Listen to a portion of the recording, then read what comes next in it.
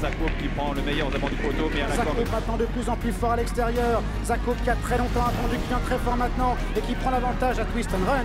Zakop qui va s'imposer. Avec le 2, Zakop qui est le meilleur que le maître au poteau, qui va s'imposer très facilement. Le 2, Zakop s'impose avec Pierre Stancastillet.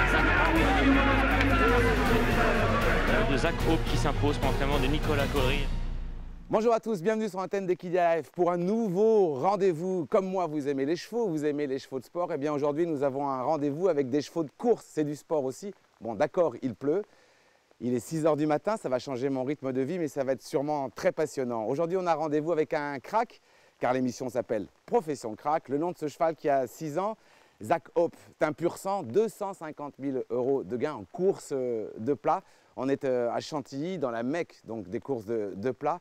Et c'est lui qui nous accueille aujourd'hui, qui va nous parler de son cheval hors du commun, de ce grand athlète, c'est Nicolas Collery. Alors on va aller à sa rencontre, vous allez voir c'est un personnage aussi assez fort, un peu atypique pour le monde du plat, mais surtout on va mieux comprendre comment il prépare ce cheval et pourquoi Zakop n'est pas un cheval comme les autres. En tout cas, soyez les bienvenus dans Profession Crack. Bon, je vais rejoindre Nicolas Collery qui est déjà lui dans son bureau en train de travailler, car un entraîneur, ça se lève aussi très très tôt. Bonjour Nicolas. Bonjour Kamel. Merci de m'accueillir. Bienvenue. Niveau du temps, c'est loupé. Hein. Bah, c'est Chantilly, hein. Mois de septembre, octobre, c'est un peu comme ça, mais bon, on s'y fait. Hein. Sport de plein air. Voilà, façon. exactement. Bon. Je peux rentrer à l'abri? Un café comme d'habitude? Oui, volontiers. Bureau de ministre? Oui, bah, il faut. Hein. Faut se donner les moyens. J'ai l'impression d'être convoqué hein, devant mon percepteur. À quelle heure commence une journée d'un entraîneur de chevaux de course? Bah, on est dans la cour vers 5 h 30. 5 h 30. Été comme hiver, non? Ouais, un petit peu plus tard l'hiver parce que les jours se lèvent beaucoup plus tard. Donc là, Et pourquoi si tôt d'ailleurs? Bah, d'une, les pistes ferment ont une réglementation et les pistes ferment à 13 h sur Chantilly. Les pistes d'entraînement. Voilà, les pistes d'entraînement. Donc on a aussi les courses qui se déroulent là. Dans une journée, il y a 2 journées. Quoi. Voilà. Il y a la maison et il y a les courses. Et il y a les courses l'après-midi, donc on est un peu obligé de les entraîner le matin. Vous avez 35 ans, Nicolas? Oui. Ce qui est assez jeune pour un entraîneur de plat. Oui. Hein. Aujourd'hui, vraiment, je voudrais bien comprendre pourquoi Zakop, votre cheval, votre pur sang de 6 ans, est le meilleur de l'écurie, a beaucoup gagné. Et en plus, c'est un cheval extrêmement régulier. Donc, je voudrais bien que tout au long de cette journée qu'on va passer ensemble, vous m'expliquiez bien comment on l'entraîne, parce que je ne sais pas du tout. Et pourquoi vous trouvez qu'il est meilleur, et qu'est-ce que vous faites pour qu'il soit encore meilleur. D'accord? Je vais tout vous expliquer. Ça marche. On file le café quand même. Allez, ça marche. Heureusement, le jour se lève très vite. Hein. Oui, heureusement. Ouais. Bon, il est là-bas, c'est ça? Oui. On va le voir. Bon, la star est là donc, hein? Voilà. Zakop, avec Marine. Henri, bonjour Marine. Bonjour. Alors, entraîneur, cavalière. Oui. Et quoi d'autre? C'est déjà pas mal. C'est déjà pas mal. Je fais tout, je suis polyvalente. Quand il faut aller aux courses, je vais aux courses, je conduis le camion, je fais les meetings, j'entraîne mes chevaux. Marine, ce qui est très différent de nous par rapport au sport équestre, c'est que le jockey du matin n'est pas forcément le jockey de l'après-midi. Non. En tout cas, c'est vous qui le montez tous les matins, ou presque. J'essaye. Mais pas en course. Et pourquoi pas en course? Pourquoi pas en course? Parce que plus jeune, j'ai eu la chance qu'on me propose de passer ma licence de cavalière, mais c'est quelque chose qui ne m'intéressait pas du tout. D'accord. Et j'ai pas du tout envie. Chose que je regrette maintenant, parce qu'aujourd'hui, finalement, j'aimerais bien passer ma licence de jockeyette pour essayer et pour voir. J'ai eu la chance de monter 3 fois la course des entraîneurs, je trouve ça sympa. Ouais. Mais voilà, chacun son métier. Je pense que je suis meilleure préparatrice. Vous êtes grande, non, pour être jockey? Oui, mais je suis légère. Blanc. Tous les matins, ce cheval-là sort avec Marine et galope, quoi. Il fait, voilà, il y a un travail quotidien sur tous les chevaux de l'écurie. En vue d'une course, voilà, c'est la préparation du matin, donc il y a de la récupération après les courses. Et là, son objectif est dans 3 semaines, donc on va essayer de l'amener au top pour sa course. D'accord. On peut vous suivre, Marine? On vous regarde le préparer et puis avec à cheval plaisir. Et on vous suit. Il est magnifique. Hein.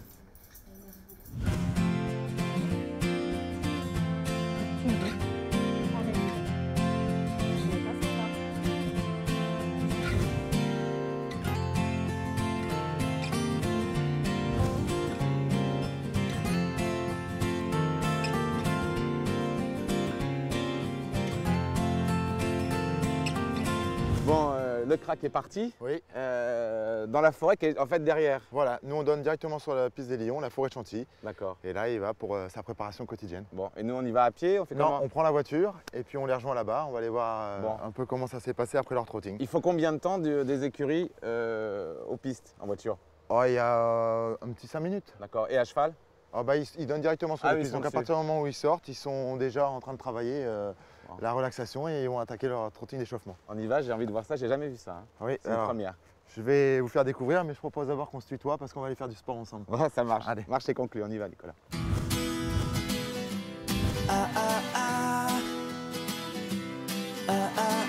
Jump in, cool and slow, let the water let you go. Bon Nicolas, on est arrivé sur les pistes. En fait, ce que je ne sais pas trop, comment ça se gère les pistes justement entre entraîneurs? Parce qu'en fait, elles appartiennent à la société des courses, c'est ça? Explique-moi comment ça se passe en fait. Là, Comment on on se partage? Comment on a le droit de venir ici? Bah, on paye une cotisation tous les mois. Chaque cheval paye sa cotisation et à partir du moment où Ça il coûte est... quoi à peu près? Oh, c'est une centaine d'euros. D'accord. Maintenant, on a un outil de travail hors du commun, c'est pas hors très du cher commun. même. Ah oui, non, D'accord. c'est hors du commun. On a pas un caillou, les pistes sont RC, c'est génial. on profite, bon, on est en pleine Bizarrement, nature. c'est pas très cher pour Ouais, qu'on se fait du pur sang. c'est voilà. Maintenant, ça a un coût sur le nombre, ça a un coût quand Ouais, même. bien sûr. Bon, Zach Hope, là, qui est le dernier avec Marine Henry. Alors, comment il est dans les courses? Après enquête, on vient de me dire que c'était quand même ta compagne et la mère de ton bébé, c'est ça? Voilà, c'est Ouais, ça. Ouais. Donc lui, Zach, il est à 3 semaines d'une course. Oui. Hein. Donc il va y avoir une montée en puissance. Donc là, il fait quoi par exemple 3 semaines avant la compétition? Tu vas lui demander quoi là? Là, il est sur un travail quotidien. On force pas, on force rarement le matin.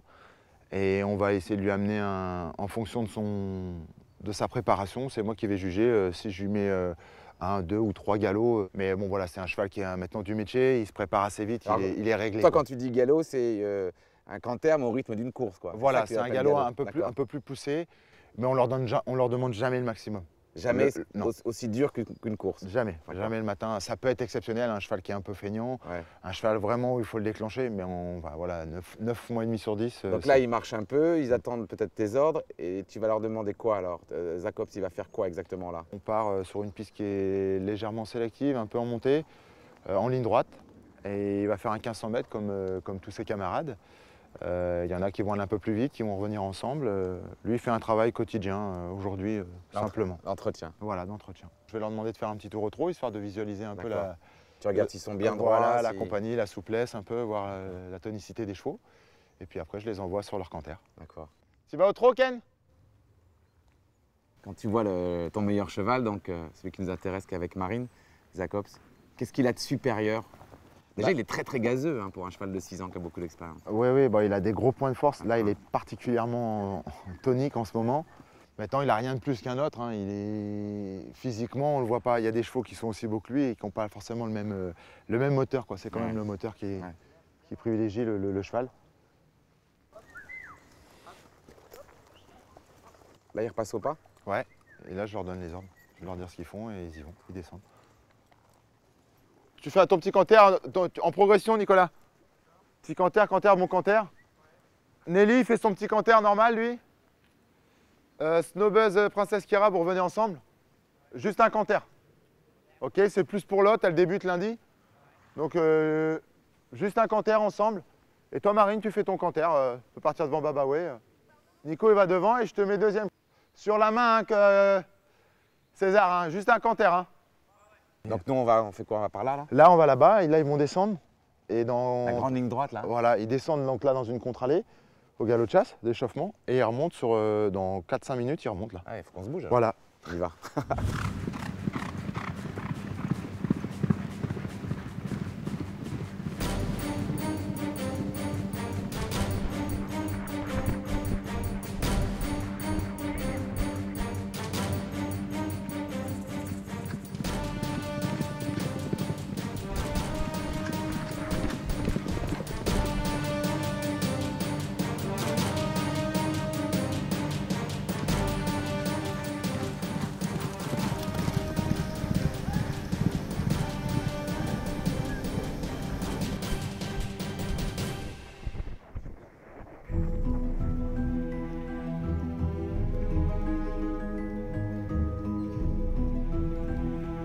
Donc là, retour dans le rond où on était. Oui. Tu les revois à nouveau, mais il y a aussi une baisse de pression et tu débriefes avec tes cavaliers. Voilà, c'est le travail fini.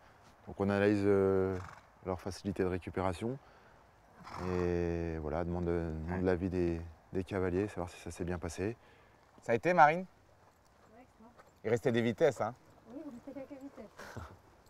Donc, pour en revenir à notre crack du jour, là, de ce que tu as vu, de ce que tu vois après, parce que je ne veux pas du tout critiquer les autres chevaux, il y a sûrement des bons chevaux, mais j'ai l'impression qu'il n'est pas encore parti quand même. Ouais, voilà, il a fait son travail quotidien, mais bon, c'est facile pour lui, quoi. Ah ouais, j'ai devant lui un leader qui est pas mal, c'est un cheval de gros handicap. D'après les dires de Marine, voilà, elle est au-dessus de lui. Voilà.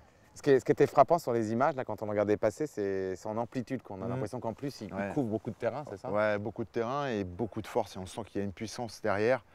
Il a le moteur, quoi. Les bons chevaux dégagent quelque chose de plus, hein, sur un canter. Comment tu l'as trouvé, ce cheval-là?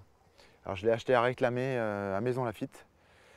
J'étais pas présent ce jour-là, c'est quelqu'un qui a mis un bulletin pour moi. À réclamer, c'est-à dire que c'est des courses où les chevaux sont à vendre voilà. et on met un bulletin après la prix course qu'on veut. Voilà, c'est une enchère dans une boîte. D'accord. Et la plus grosse enchère repart avec le cheval. Alors tu l'avais déjà vu le cheval ou... Non, il avait couru en Allemagne. Je m'étais un peu rencardé sur son cas et j'avais quelques infos. Il a quand même de très très bonnes souches, des souches Aga Khan. D'accord. Ouais, c'est une très très bonne famille. Et ce jour-là, il a gagné. J'ai fait mettre un bulletin. Mais si je l'avais vu physiquement, je crois que je ne l'aurais pas acheté. Pourquoi? Parce qu'il a quand même un physique atypique. Il n'est pas un petit peu panard? Il est panard, il a les pieds un peu... il a des palmes, il est un peu brassicourt. Si tu l'avais vu, tu ne l'aurais pas acheté? Non, je pense que je me serais... génial. Ouais. Mais la preuve comme quoi tout est possible, puisque derrière, on a repris presque 300 000. Donc, je peux te demander le prix que tu l'as acheté? 23 000 euros. 23 000 euros, il a gagné 300 000, voilà. Quasiment. Ah, c'est beau. C'est une belle histoire, une belle aventure. Bon, on va les quitter, on va retrouver tout le monde là aux écuries. Ils vont rentrer gentiment à l'écurie et on les retrouve là-bas. Ok, ça marche.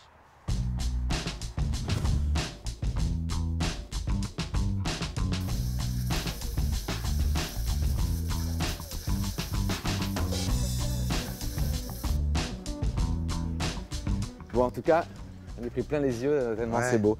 On va revenir à un truc un peu plus concret. Là, on est dans ta cour, ça s'appelle une cour en fait. Hein. Oui, une cour, ouais. Voilà. Alors comment ça se passe parce qu'il y en a beaucoup évidemment autour de Chantilly. Vous êtes les entraîneurs comme toi, tu es propriétaire, tu loues, comment ça se passe? Moi je suis locataire, je loue cette écurie qui était où M. Jean de Roy l'a entraîné par le passé. Et alors, il y a combien de personnes? D'abord, il y a combien de chevaux? Moi j'en ai 32, Marine elle en a 7. Donc on a une petite quarantaine de chevaux avec des chevaux à rentrer. Il y a de quoi faire, il y a de quoi bosser. Et ça fait combien de personnes qui travaillent avec vous alors? Moi j'ai 8 personnes qui travaillent pour moi, Marine en a 2. Bon, c'est pas évident, le petit problème de personnel un peu dans le monde des courses. Donc, mais bon, nous on a ce qu'il faut, on a une belle équipe, on a une équipe de jeunes, dynamiques, motivés, un peu à l'image de Marine et moi, donc c'est bien. Alors, et de manière plus anecdotique, depuis ce matin, c'est la première fois que j'ai posé ce genre de questions, hein, Nicolas. J'ai vu une chèvre qui passait ici toute sa journée tranquille. Pourquoi il y a une chèvre dans une écurie de pur sang? À la base, c'était une chèvre de compagnie pour une pouliche que j'avais qui faisait des montées de lait. Et ça m'est arrivé de ne pas pouvoir la courir parce qu'elle avait des douleurs énormes. Et j'ai décidé de lui mettre une chèvre, voir si ça pouvait compenser. Dans le box? Ouais, dans le box. Ça pouvait compenser d'avoir un poulain. Et puis du jour au lendemain où j'ai mis la chèvre, ça a disparu. Et puis elle a pu poursuivre sa carrière. Elle est maintenant rentrée au haras. Et la chèvre maintenant est en liberté dans la cour parce que sinon elle s'attache au cheval. Elle s'attache, c'est-à-dire qu'elle tombe amoureuse un peu? Ouais. Et dès qu'il y a séparation, c'est compliqué. Donc maintenant elle a 40 potes, elle fait ce qu'elle veut, elle se promène dans la cour. Retour aux écuries, on va les voir évidemment de plus près. Voilà, hein, de pur sang. On va analyser l'après-sortie du jour. Exact. Bon, Marine, des belles sensations. Hein. Ouais, on était très bien ce matin. Vraiment, alors, très bien. On va faire vite parce qu'il va avoir froid et je sais, et il va prendre sa petite douche, etc. Moi, j'aimerais juste, Nicolas, que tu me parles de sa morphologie en fait. Pourquoi il est très bon? Alors, tu m'as dit au départ, tu ne l'aurais pas acheté si tu avais vu ses pieds là, qui sont un peu. Ouais, il a les pieds un peu panards, il a les pieds plats, il a comme des palmes. On appelait ça des palmes. Il a les genoux un petit peu brassicourts. Voilà, donc il a des beaux tissus, mais physiquement, voilà, il est un peu atypique. Il a une petite encolure. Il a, on va dire, une belle arrière-main. Il a vraiment son gros point fort. Ça descend bien la cuisse. Voilà, là. une belle arrière-main, des gros points de force. Maintenant, il a changé un peu, hein. Il a pris de l'état, il a pris de l'âge. Mais quand on l'a eu, il était un petit peu claquette devant. Voilà, il lui manque une dent, il a une tête un peu... Il manque une dent, c'est vrai? Ouais, il lui manque une dent devant. Il a une balzane grise. Ouais, c'est assez rare. Ouais, c'est assez rare. Ouais. Tu crois que ça porte chance? Non, parce que j'ai eu l'occasion d'en acheter un deuxième. Parce que et il était moins bon? Non, il était carrément pas bon du tout. Bon, dans l'ensemble, il est quand même harmonieux, hein. C'est un beau cheval, on sent quand même les gros points de force. Voilà, une grosse masse musculaire là, ici. Bon, il a quand même des gros atouts. Maintenant, il a changé, je vous dis qu'il n'était pas comme ça à 3 ans. Bon. On va le laisser rentrer parce qu'il a besoin de petits coups de brosse et de chaud. Et Marine n'aime pas qu'on le laisse comme ça à rien faire. Hein, Marine? Non, pas elle a les yeux, froid, bon, dépêchez-vous, mon crack a besoin de rentrer. Moi, Nicolas, j'ai un rendez-vous. Je vais aller voir son propriétaire. Oui. Quelqu'un d'important. Oui, Alain Chérifi, qui est avec vous deux depuis toujours. Hein. Voilà, qui a compté beaucoup pour le début de ma carrière. Et puis voilà, l'aventure continue grâce à ce cheval. Il y en a d'autres, bien sûr, mais lui particulièrement. Ouais. Merci Marine pour ces beaux moments ce matin. Merci. Merci à toi, crack.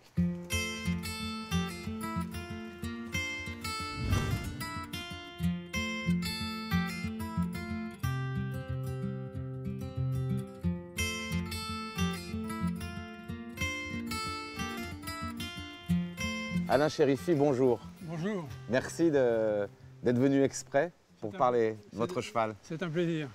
Comment ça s'est passé? D'abord, vous êtes dans le cheval depuis très longtemps, vous aimez ça? 40 ans. 40 ans. Ça commence à compter. Et alors, comment vous avez rencontré Nicolas, l'entraîneur? Je l'ai rencontré quand il était premier garçon chez Patrick Châtelain. Ah oui. J'ai apprécié son sérieux et son savoir-faire. À l'époque, je crois qu'il montait un cheval un petit peu difficile. Qui s'appelait Whisperer. Ouais, vous l'avez vu bien faire avec et vous vous êtes dit, tiens, ce garçon-là, il a un peu de sentiment. C'était un cheval qui était extrêmement difficile.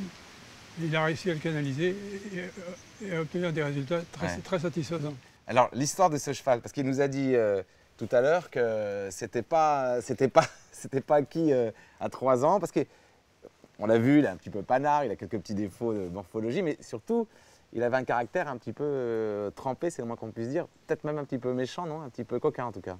Il était très caractériel. Ah oui.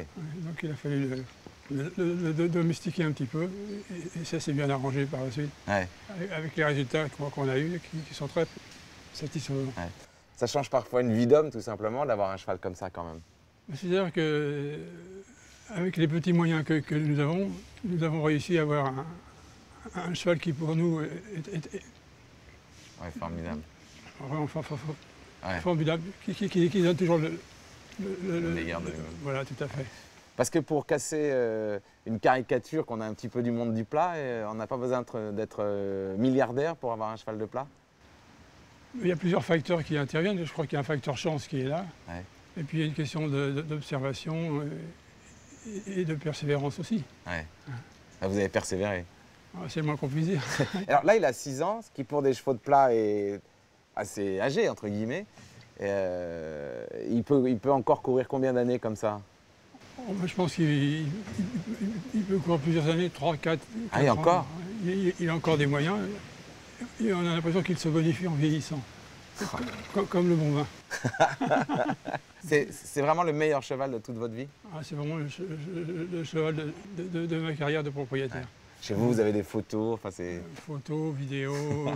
Vous repassez ça en boucle souvent? La seule chose qu'on regrette, c'est de ne pas pouvoir venir plus souvent, parce que géographiquement, on est un peu distant de Chantilly. Ouais. Et on aimerait venir lui apporter des pommes régulièrement. Ouais. Merci d'être venu jusqu'ici. C'était un grand plaisir. Ouais. Et bravo. Hein. C'est moi qui vous remercie en tous les cas. Merci. Bon, Marine-Henri, j'ai compris que tu étais la cavalière de Zach Hope le matin. Oui, j'essaye. Ouais. D'abord, tu as une triple fonction ici. Je veux dire, tu es toi aussi entraîneur et avec Nicolas, vous formez un duo. Enfin, tu fais partie de l'entreprise intégralement. Oui, en fait, depuis un peu plus d'1 an, ça fonctionne. On fonctionne en interne, il n'y a pas de différence. On ne fait pas la différence entre Nicolas Collery et Marine-Henri. Sur le papier, il y a l'entraîneur Marine-Henri et l'entraîneur Nicolas Collery. En interne, on a vraiment trouvé chacun, je pense, notre place. Et moi, je suis beaucoup plus dans l'écurie, avec les chevaux parce que c'est quelque chose qui me passionne. Je fais le tour des jambes le matin, je gère un peu le personnel, enfin je gère même carrément le personnel. Ouais. Et lui est beaucoup plus dans les engagements, relations clients. Ouais. Et aux courses l'après-midi. Et aux courses l'après-midi. Donc tu as commencé par le concours complet, c'est vrai ça? Moi j'ai commencé par le CSO et ouais, le concours complet. J'ai eu la chance d'avoir un papa qui m'a envoyé en Angleterre de 7 à 18 ans dans une écurie de concours. Ah ouais, c'était long. Donc j'avais une petite poney de Connemara et c'est vrai que toutes les vacances, les longs week-ends et les grandes vacances, j'étais là-bas. Donc j'ai fait du complet, les 3-day events dans toute l'Angleterre. Ouais. C'était vraiment fantastique, j'ai adoré ça. Tu rêvais comme toutes les jeunes filles de faire badminton quoi. Et ben voilà, mais j'en rêve encore. Hein. Alors, je me dis que je n'ai pas encore l'âge de la retraite, alors pourquoi pas, un jour peut-être ça viendra. Marina, est-ce que cette culture justement sport, équestre, est-ce que ça t'apporte dans la façon dont tu montes Zach Hope par exemple? Ah ben pour moi c'est un gros plus. Ouais. C'est-à-dire pourquoi? C'est un gros plus parce qu'on arrive à placer nos chevaux sans les rendre complètement compacts comme un cheval d'hippique. Parce que c'est des chevaux qui doivent avoir une grande action et qui doivent quand même galoper, c'est ce qu'on leur demande, la vitesse et une grande action de galop. Donc pas des chevaux trop compacts, mais ça l'aide à avoir une bonne position, à être la tête en bas, muscler son dos, relever son garrot, pousser ses postérieurs, enfin avoir un cheval qui est musclé dans le bon sens. Et oui, c'est un gros plus pour un cheval. Parce que la première fois que j'ai mis mes fesses dessus, il avait la tête en l'air, il ne savait pas du tout rouler ses épaules.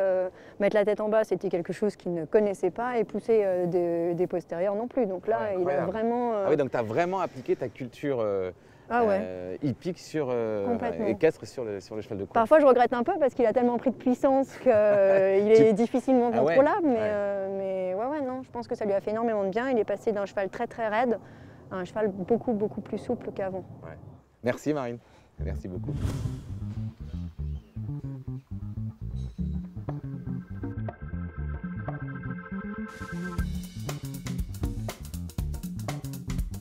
Bon Marine, Nicolas, on se replonge dans ce premier quintet gagné par le cheval ou pour toi? Les deux. Les deux. Première victoire de Zach Hope. Premier quintet de Zach Hope et premier quintet pour moi. Ah ouais, c'est un moment fort. C'était le 18 janvier 2012 à Cannes-sur-Mer, dans le sud de la France. À Cannes-sur-Mer. On y va?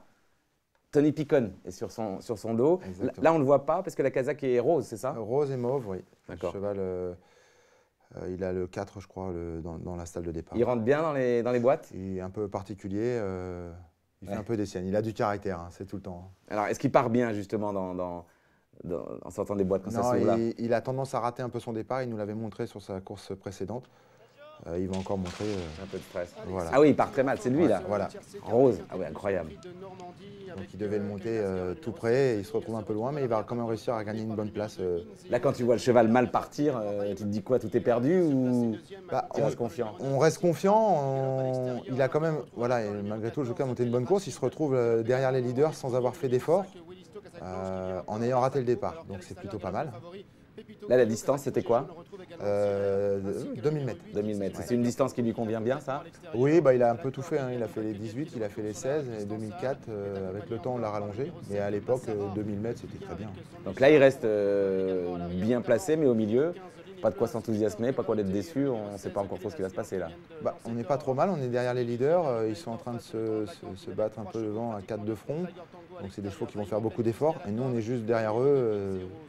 En filant le cheval de tête avec un dos, donc on n'est pas né au vent, on fait le minimum d'efforts possible. Là il est au quatrième, voilà. À ce moment-là tout va bien. Voilà, en deuxième épaisseur, la course est sélective. C'est un cheval qui tire ou pas? Il a été amené à tirer, ça dépend en fait, ça dépend. En fait il a tendance à être la même façon dont il a été la course précédente. Si on le booste un petit peu, la course d'après, il a tendance à être un petit peu chaud. Un peu chaud. Ouais. Là on le voit, il est plutôt pas mal. Là on est à mi-course à peu près? Oui, on va rentrer dans la ligne droite là. Donc c'est là que tout va se dessiner. Voilà, tout va se dessiner. Et... Donc là tu on vibre un peu. Je pense bien qu'on va prendre une place, connaissant l'accélération du cheval. On analyse surtout les autres concurrents, on voit que derrière ça revient pas trop.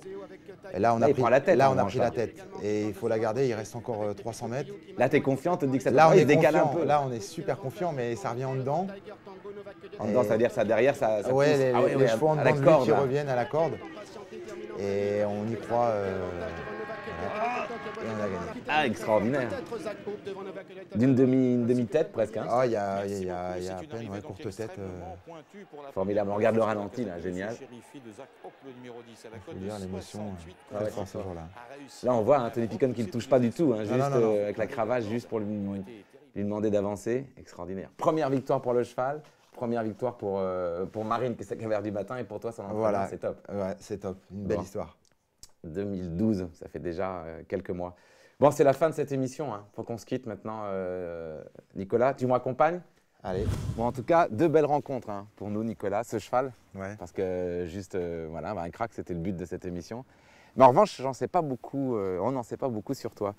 Sauf que dans ma petite enquête, j'ai cru comprendre que tu n'étais pas du tout issu du sérail, mais du cheval un peu. Raconte-moi un peu ton enfance. Ouais, moi j'étais, mes parents étaient commerçants, ils tenaient un hôtel-restaurant, PMU.